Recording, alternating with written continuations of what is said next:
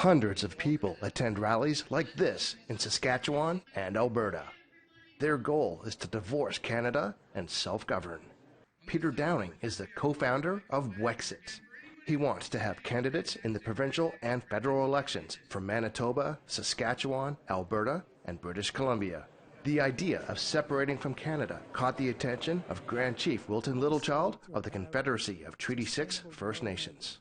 He released a statement saying that any talks about separation have to go through the Indigenous peoples. He spoke to APTN National News from the UNESCO meetings in Paris. There's some unfinished business that would need to be discussed in terms of treaty obligations, for example. So it's not as easy as one would think in terms of how those that want to separate feel and argue for. Peter Downing says he will listen to Indigenous voices. The reality is that the people are coming to us. Again, we're Indigenous and non-Indigenous Western Canadians, and we're hearing their concerns. And as more and more people, again, the hashtag has come out from our First Nations supporter, FNExit, for First Nations Exit, to recognize that this is the only possible way that First Nations get to have their country back, by co-governance.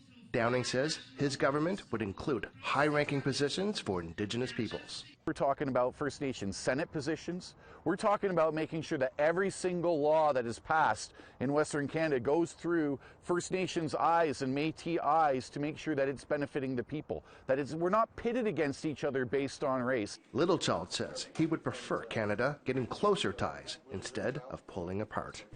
If we could get together with those that want to separate, and indeed at the provincial and national level, the division, I think we could come up with some solutions that would not only unify the country or unify the province, but strengthen our province and strengthen our country. Downing says he is hopeful to have a one-on-one meeting with Grand Chief Littlechild in the near future. Chris Stewart, APTN National News, Edmonton.